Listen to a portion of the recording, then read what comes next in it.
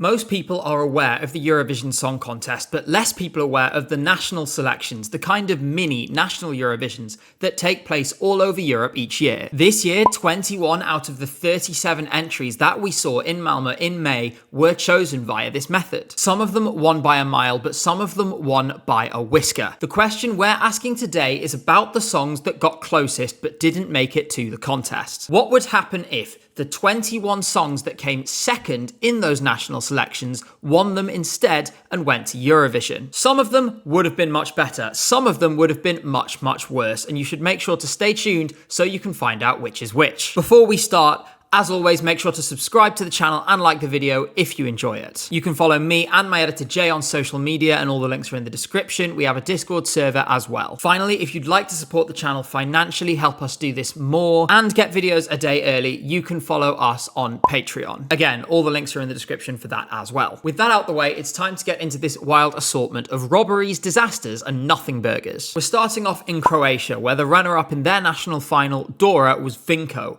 with his song, Lying Eyes. Stay here with me. Vinko has the unenviable task in this video of attempting to live up to Baby Lasagna, and that is obviously impossible, so we can get it out of the way that this definitely would have done worse. That said, you can't really compare those two songs anyway, because while this is a slow ballad, Rim Tim Taggy Dim is obviously anything but. As for this song, there is nothing wrong with it as such. It's not that I hate it, I just don't have any positive feelings for it either. Vinko is a talented singer and the song is nicely put together, but it's quite generic as far as slow ballads go. That means it doesn't really have the power to move the listener in the way that would be required for this kind of song to do really well at Eurovision. Ultimately, what you end up with is really quite dull, and as a result, this is the kind of thing that would have done much worse than what they actually sent. That said, when you're comparing them to Croatia's best result as an independent nation, it doesn't really feel like we're being very fair on Vinko. In any case, had it been the entry, this would have been lost in the semi-finals. It wouldn't have gone through to the final, and it certainly wouldn't have reached the heights that Baby Lasagna did. It's just as well in that case that the Croatian public gave 10 times as many points to him as they did to anyone else. They understood this just as well as we did. Czechia is next, and that means Ellie with her song, The Angels Share.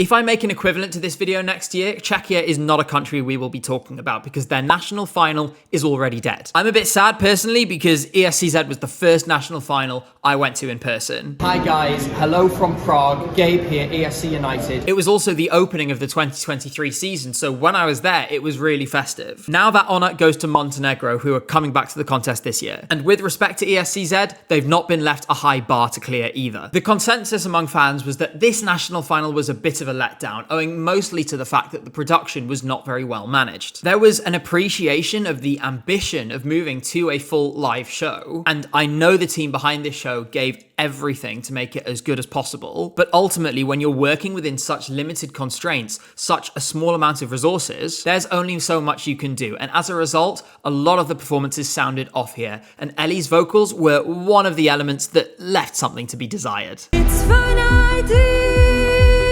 Some of these notes were just really not good. It's also telling that the most memorable part of this performance was when this woman was absolutely living for every moment of it. As for the song itself, I don't really get what they were aiming for here. It gets most of the way to being a power ballad, but it takes so long for it to reach its peak, to reach the climax, that you've already mentally moved on by the time you get there. The beat doesn't kick in full until 1 minute 45 seconds into this song, and even then we only get it for 20 seconds before it drops out again. The whole time we're building to something, but when we eventually get there, there's no big note, no dramatic finish. It lacks so many of the features that are required to make a song like this work at Eurovision. Ellie is a talented singer, and the production didn't do her many favors at the show. But at the same time, there is not much that could have been done to save this song. It simply wasn't good enough. Therefore, this would have done worse than what they actually sent. I just can't see this coming together in the way that Aiko's performance did. In addition, with this kind of song, there is less room for a revamp. As a result, the Czech delegation wouldn't have been able to work the magic that they were able to work with Aiko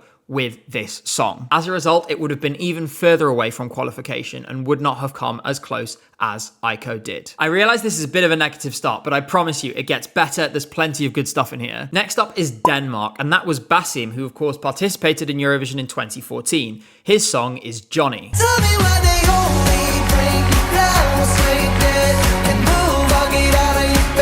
Despite how bouncy the mood of the song is, this is one of the most lyrically depressing things I have ever heard. Opening with the line, "Tell me why they only bring you flowers when you're dead, can't move or get out of your bed," over a major chord is some serious whiplash. The song tells the story of Basim going to visit his dying father in a hospice. While he's there, he gets to know another person who is less sick than his dad. His name is Johnny. Johnny's message to Basim was essentially to put yourself first. Also, Johnny was secretly an alcoholic. How cheery. As I mentioned, this wasn't Basim's first go at Eurovision, and he actually was Denmark's entry in 2014, where he finished inside the top 10. The problem is that while Basim hasn't really changed, the world has moved on, and his Bruno Mars style vocals over this kind of song just wouldn't work as well anymore. It isn't a bad song, and I genuinely struggled to decide whether it would have done worse or better than Saba with Sand, that was Denmark's actual entry. The Danish public couldn't really decide either, because the final results of this national selection were extremely close. Given all of this, I kind of think it would have ended up somewhere around the same place. Would I have preferred this over Saba? Yes, marginally. Would it have made any difference to their qualification chances? Probably not. Next up, we're going to Estonia, and that means Ole with his song, My Friend. Where do I go from here? Is it the same? For the second year in a row, Ole brought the emaciated twink who looks like they're dying singing a rock song musical trope to Esti Laul. And for the second year in a row, he finished in the runner-up position. To be fair to him, Elika and Viisminist are pretty heavyweight in terms of the Estonian music industry, so it's hardly shameful to finish behind those two. Just like last year, My Friend was a pretty straight down the line rock song. That said, it fills a niche that really adds something to the contest each year, and I'm always in favour of there being more drops like this one in Eurovision.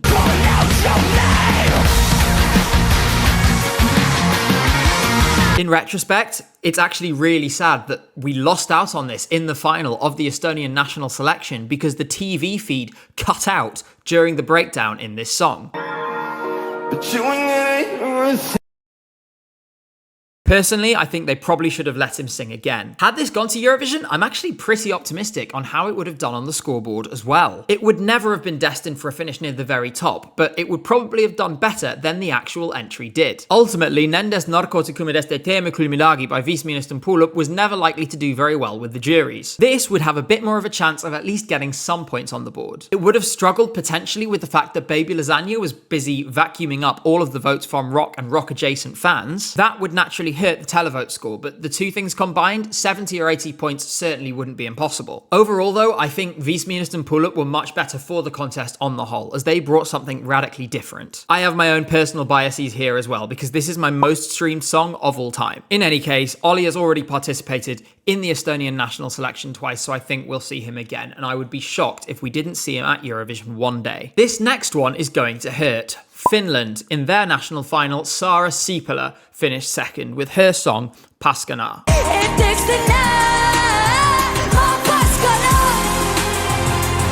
Sara Sea was the overwhelming favourite going into the Finnish national selection this year. All the betting odds had basically assumed already that she was going to win, and I was there in Finland myself, expecting to witness what was essentially a formality. Oh, how wrong I was. This is one of the most moving ballads in any national selection this year, and it probably had among the best lyrics of any song in recent Eurovision history. In addition, it came with a really poignant and beautiful staging concept that, if it had been executed correctly, would have been extremely powerful.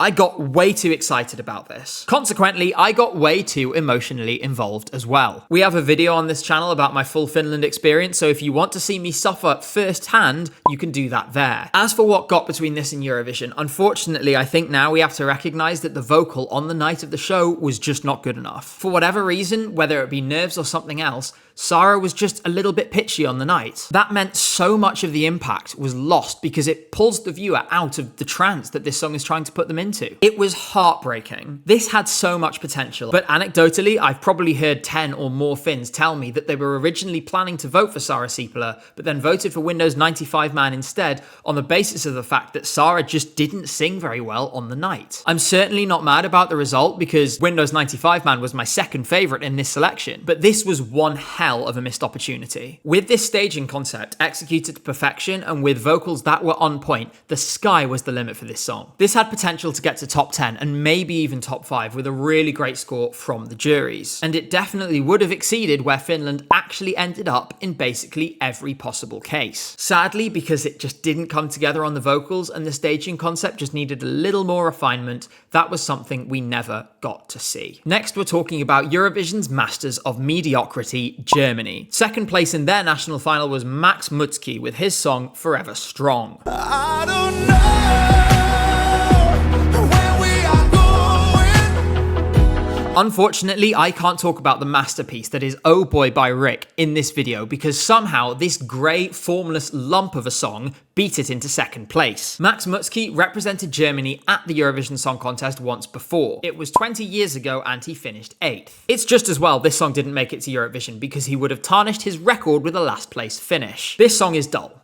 Like, exceptionally dull. I listened to it several times while writing this video and I do not remember what it sounds like. It has zero distinguishing features and it says everything about the demographic of people who are voting in this national final that this came second in the televote. It only lost out by a few thousand to Isaac, who actually went to Eurovision. Because the televote was the tiebreaker in this selection, Max would have gone to Eurovision with just 3,000 more votes. There aren't many countries I could say this for, but Germany, I am begging you please, just cancel the whole selection. You cannot trust your public to be involved with this. Go internal and please, for the love of God, just hire some young people somewhere to be involved in the creation of this entry. This was a total disaster. I never want to hear it again and I never want to see this selection again either because you've hurt me enough. Let's move on. Next up, we're talking about Iceland. Their second place in their national final was Bashar Morad with his song Wild West. I'm going to the Wild West, so the only rest is for the wicked.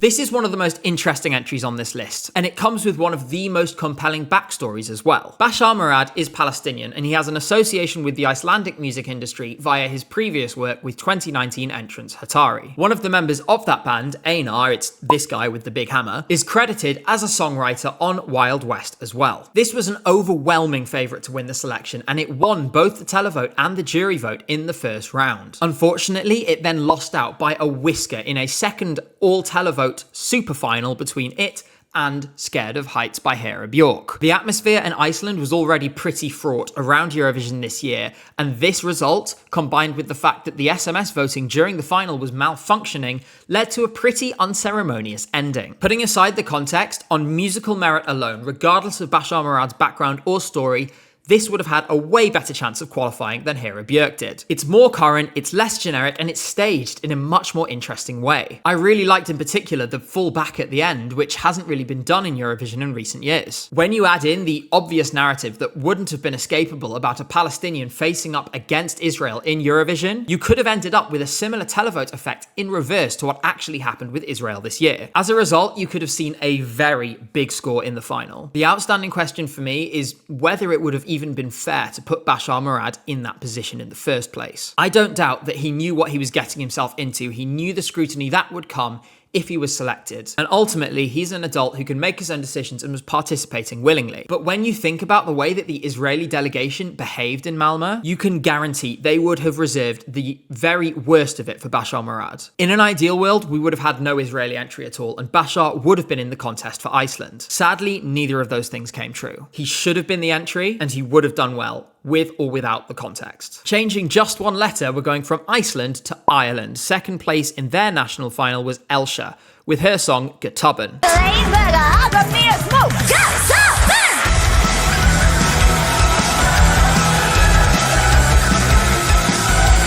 I had a lot of hope for this, and I was not the only one. A metal song from Ireland, sung in Irish and using traditional Irish folk instruments, sounded great on paper. And the studio version of this, while chaotic and more than a little shrill, really raised our hopes. Then the live performance happened.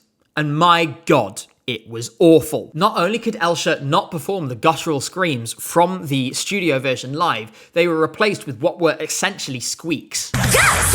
And the actual sung parts of the song sounded similarly terrible. I understand that this national selection took place in a studio that has awful sound production, and that didn't help anybody. But this was one of the most disappointing live performances of the entire national final season. Looking back on it now, to be honest, I don't really understand why I was so excited about it in the first place. I just think that some part of me wanted to believe that after years of asking for it, we had an entry to the contest in Irish that was viable and could do really well. Unfortunately, with Eurovision, sometimes you just have to take a long, hard look in the mirror and realize that you were deluding yourself. This song was always messy, it was always shrill, and it was always poorly produced. And it came far too early in Elsha's development. Because of that, I don't think we got a fair reflection of her on stage, and I would love to see her come back in 5 or 6 years when she's a seasoned performer with a lot more experience behind her. This would not have got close to the lofty heights that Bambi Thug did, and in all likelihood would not have qualified. For that reason, it's for the best it didn't win the show. But like I said, I really hope Elsha is able to come back and do herself justice in the future. Next up is Italy. Second place in Sanremo this year was Giolia with his song I per me, tu per te.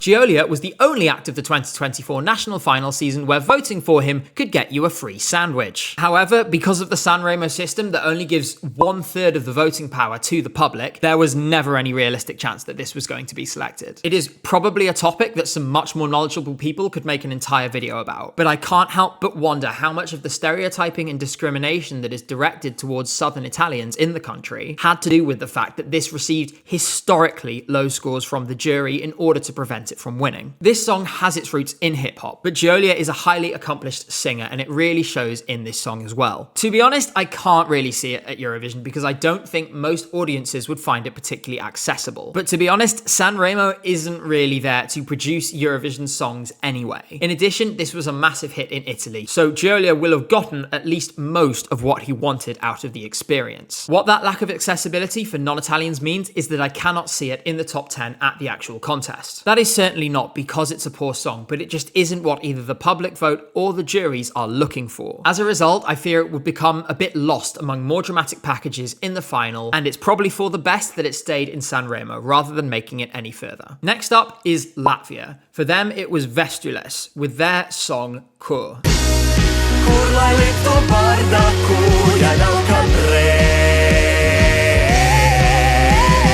Latvia have not sent a song in their native language of Latvian in 20 years. In the final of the national selection this year, this was the only song that was sung in Latvian. All of the rest of them were in English. Despite that, if it weren't for the fact that Dons was in this selection, this would have swept to a maximum points victory with 12 from the public and 12 from the jury. As with a surprisingly large number of the runners-up this year, this song was a ballad, but this is way more unique than just about everything else in this video. It blows my mind that this song was written by a pair of high school students who had never made a release before this. If they come back with something of this level again, I would not be surprised at all to see them become the Latvian entry in 2025. This video actually comes at the exactly right moment for me in terms of my relationship with this song because for whatever reason in the last month I just have not been able to stop listening to it. There is something compelling about this song that I just cannot shake. It's like there is some kind of magic behind it that just makes it very difficult to predict how well it would have done at the contest. On one hand, it's absolutely possible that it could have ended up not qualifying. On the flip side, it could have had a Salvador Sobral style connection with the juries and the public and finished in the top 10. I don't think it would have done anything near as well as the 758 that Salvador achieved, but it certainly could have ended up with a pretty big score under the right conditions. Given that the average of those two positions of doing great and not qualifying is somewhere in the middle, i.e. exactly where Dons ended up, that is the situation that I'm going to predict was the most likely. Honestly, my main takeaway from this is that I dearly, dearly hope that they come back in 2025, and I dearly hope for them to be the artist that returns Latvian to the contest after all these years. Staying in the Baltic states, next up it's Lithuania. For them, it was Shower with their song Impossible. I find it possible I will find another one I quite like. This is yet another example of a ballad that fell just short, and also another one that did some pretty interesting things in the process. This one came so close to getting to Eurovision that had Lithuania used the same voting system as it used last year this would have been the entry instead of Luktelk by Sylvester Belt. The only thing standing between this and Eurovision was a boardroom decision made somewhere in the Lithuanian broadcaster's headquarters in 2023. The thing I find most compelling about this is the way in which the verses are sung. The song is in a 12/8 time signature, which already sets it apart from the straight down the line 4/4 that we're used to hearing in Eurovision. But I'm a massive fan of how the lyrics often start on offbeats and how word dense the song is. It almost gets close to rap at some points, and it gives an urgency and intensity to the song that really sells it to us. For me, this feeling only grows with a climax in the final chorus that is really satisfying. One that I quite like you. Is that what I'm supposed to do? Realistically, I don't know how well that would have translated to the Eurovision stage, but I think it's important that we appreciate this kind of boundary pushing when we see it. Ultimately, this would have been on the borderline of qualifying, and it probably wouldn't have done great in the final if they had made it, so sending Luktelk was the right thing to do. But had this won, while I would have been sad to lose Sylvester Belt, I would have been happy to see this entry in Eurovision as well. Next, we have Luxembourg, and finishing second in their national final was Crick, with her song Drowning in the Rain.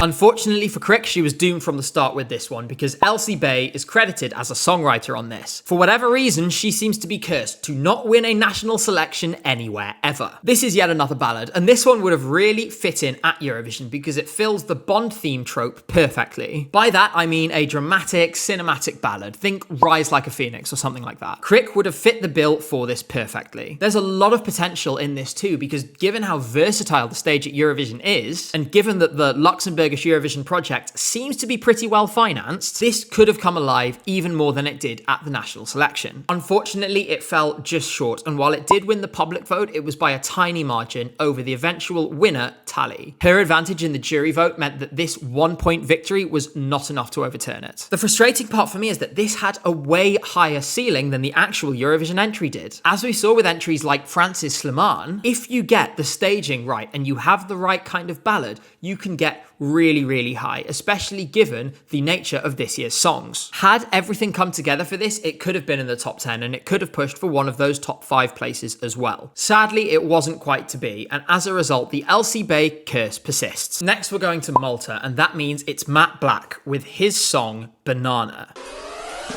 Tiki tiki taki taki. Bella bella. Tiki tiki taki taki. Kula tiki banana. This is the second greatest song of all time, just behind Loco Boombox. That means it won the public vote in Malta, as well as my heart. The voting system for this national selection was actually one of the weirder ones this year, with 5/7 of the votes coming from a jury and 2/7 coming from the public. Had the system been 50-50 between the public and those juries, this would have lost out by a point or two at most. I really cannot think of a good way to explain this song other than a 3-minute fever dream that culminates with Matt Black literally riding a banana in the bridge. Artistic genius, no notes, 10 out of 10. That said, I kind of prefer how he did it in the semi-final of this selection, where he literally ate a banana on stage. I am proud to say I am one of the lucky people who has seen him perform this and eat a banana live. While this probably would have done better than Sarah Bonici's extremely harsh last place finish, qualifying is still a tough ask because this was in a really tough semi-final. At the same time, if the voting public got on board with this, it could end up qualifying comfortably. That presumably would be followed by a pretty good score in the final as well. That said, this probably would have gotten 0 from the juries. I would not have it any other way. Next, we're going to Moldova. Their runner-up was Valeria Pasha with her song Anti-Princess. Time has come to be break, call my name Anti-Princess. Valeria Pasha fulfilled a really important role in the Moldovan national selection this year. That was to ensure that the extremely specific Moldovan disaster bop genre was represented. Unfortunately, she got a little bit too enthusiastic in her quest to follow in the footsteps of Natalia Gordienko. As a result, she also ended up with a very questionable set of televote results. Infamously, almost half of the phone numbers that voted for her were invalid and came from locations as varied as Aruba and Bangladesh. These locations are, of course, famed for for their legions of Valeria Pasha fans. Regardless of this, she was still credited with a televote victory. That said, the tie between her and Natalia Barbu at the top of the scoreboard was broken in favour of Natalia. The thing is with this disaster bop is that the problems run deeper than the standard issue vote buying schemes. Firstly, the chorus just kind of sounds like the cheapest possible ripoff of Billie Eilish, and the choreo is very much giving "Go Girl, Give Us Nothing." Finally, in the last 15 seconds, the song inexplicably transitions into what is essentially background music for a telemarketing channel. Let me demonstrate this one for you. Get this Moldovan vote buying scheme today for just £7.99 plus postage and packaging. Let your Aruban and Bangladeshi girl bop dreams come true. Order today. See, it works perfectly. My conclusion through all of this is that Moldova was really in a damned if you do, damned if you don't situation. Either they break the tie in favour of Natalia as they did, and they get the terrible result that they ended up with, or they break it in favour of Valeria Pasha, get some brownie points for a lovable disaster, and still do just as badly. Ultimately, it needs to be back to the drawing board because this year they just didn't have any good options on the table. That is, of course, except for Tuda Bumbach. Next, we're talking about Kano from Norway, coming back again with their song Dam Diggy Da.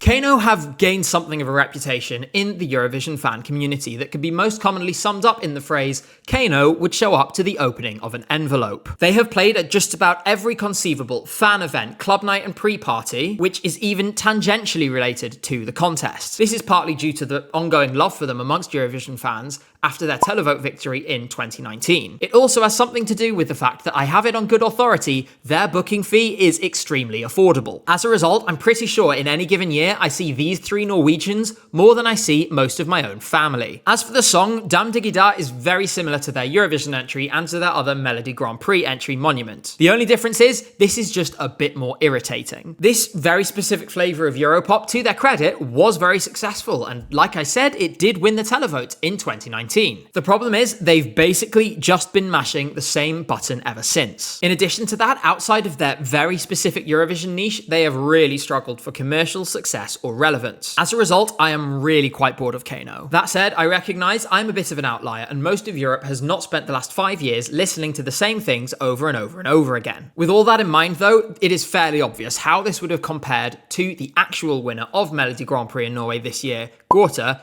in the contest in terms of results. Gorta were absolutely robbed, like I talked about in my video last week. They barely made it to the final and then they limped to a last placed finish. Kano would have beaten that result easily and they would have come much higher in the scoreboard. The formula would have been slightly different to 2019 where most of their points came from the televote though. Most likely you would have seen a similar number from both the televote and the jury vote. And overall you would have ended up somewhere between 8th and 15th. As for me, I probably would have just taken a toilet break. Let's move on. We're now on to Portugal and João Borges with his song Pelas Costuras. Rebento pelas costuras escura de armadura despida.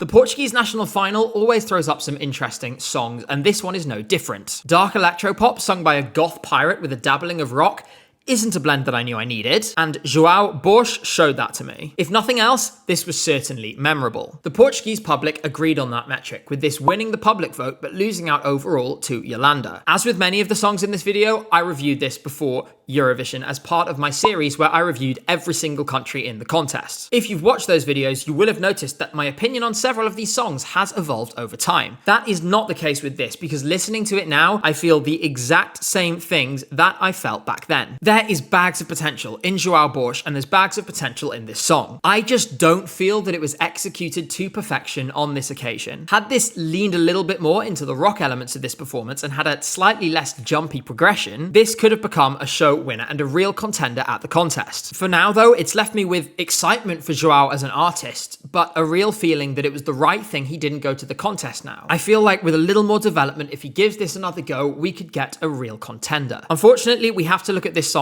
as it is within the context of how it would do at this year's contest. Because of the jarring and jumpy nature of the progression of the song, I can't see it doing well. I see some parallels with Portugal's entry from 2019, Telemoveish by Conan Osiris, that was just a bit too out of the box, and as a result, people just didn't get it. If João manages to get something more refined into the Portuguese national selection in future, that could definitely change, and we could see a really strong entry from him. Hopefully that will happen in 2025. Next, we're going to San Marino. That means Loredana Berti with her song Pazza. Io sono pazza di e voglio gridarlo ancora.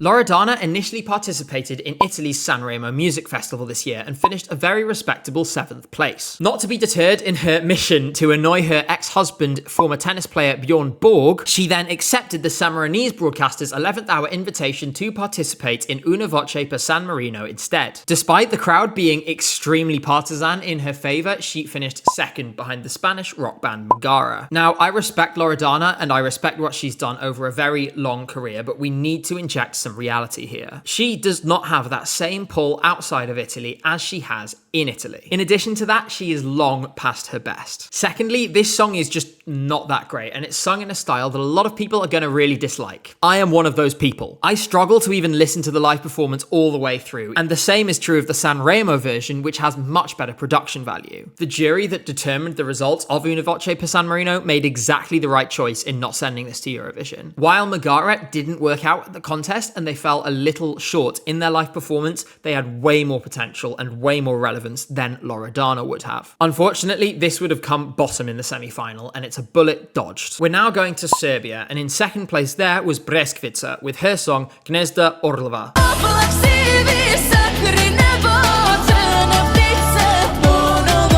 We have talked about this song on the channel before and the narrative surrounding it, so I'm not going to go through it in full again. I will give you the abridged version that is basically the lyrics of this song are pretty nakedly anti-Albanian. Most likely they are referring to Serbia in the future taking control of Kosovo again. That means it's a real shame that in this case, this piece of ultra-nationalist propaganda is an absolute banger. Among unusually stiff competition in this category this year, I'm looking at you, Eden Golan, Gnezda Orlova would be comfortably the best war crimes apologism that we saw in Eurovision had it been sent to the contest. In the end, it lost handily to Teodora in the Serbian national final, thanks to a jury score that made it basically impossible to win overall, even with the maximum score from the public. In all seriousness, despite the questionable nature of the lyrics, had this been in Eurovision, it would have really stood out because it's completely unlike any other entry this year. More than anything else, the fact that this is in a 7/4 time signature is highly unusual. It's really memorable, and given that Croatia and Slovenia were both in Serbia's semi-final, qualification was basically assured in every case. As for the final, I think this has a lot of potential, both with the jury and the public vote. Given that it's pretty vocally challenging, and as I said, the song itself is pretty memorable, it could have challenged pretty high up the scoreboard, but there is one key variable that I want to touch on that could change that. It would only get that high up the scoreboard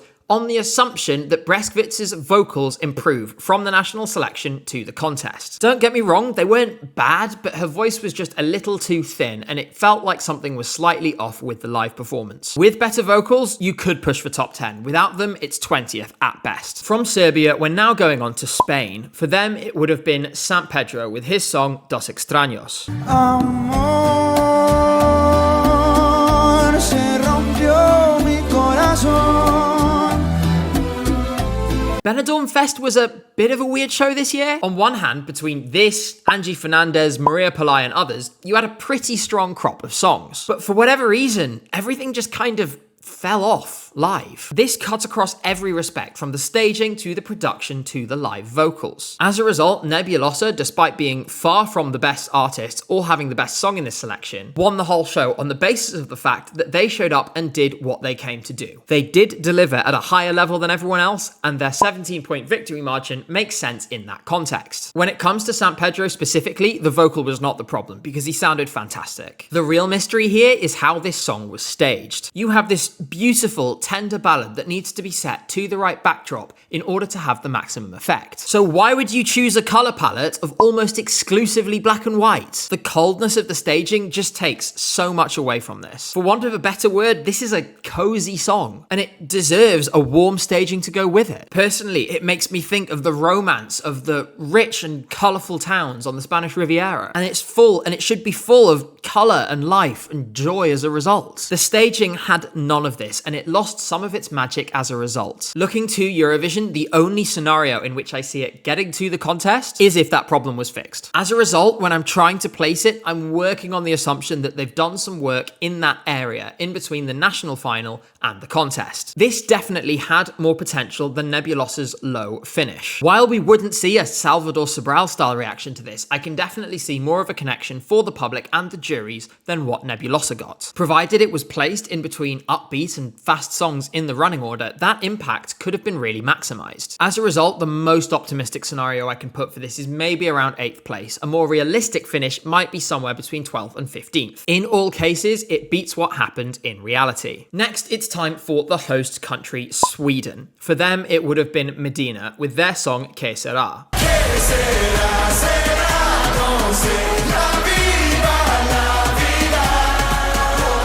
Medina play a really important role in the Swedish music industry, which is to create songs which can either be played at any manner of sporting events or to listen to while getting extremely drunk. This song fulfills both of those goals perfectly, and it is really catchy. That said, I'm surprised it came second in Melodifestivalen, just on the basis that the Swedes seem to be implacably opposed to sending anything to the contest that's sung in Swedish. Party songs are all well and good, and they're an important part of the contest. There is a certain brash joy that comes through with this song and with Medina in general that just makes me smile. This is unfussy, it's accessible, and it's a party starter. I wouldn't have minded seeing this at the contest at all, even if my archenemy Jimmy Joker Thornfelt is among the songwriters. There is a twist in this though. Had Medina been the entry, they would have had a problem on their hands of how to square off being the host entry in Eurovision this year while simultaneously being really vocal on the issue of Palestine, which they are. They actually pulled out of all Eurovision related engagements shortly before the contest, having originally been slated to perform at the Eurovision Village in Malmö. Had they been an entrant to the contest itself, I doubt they would have withdrawn, but it would have opened yet another potential flashpoint among the hundreds that already existed. In terms of placement, somewhere between 10th and 15th feels likely for this, but something tells me that Medina in Eurovision this year, of all years, would not have been remembered for their placement. Finally, we're going across Europe to Ukraine and Zifferblatt with their song Place I Call Home.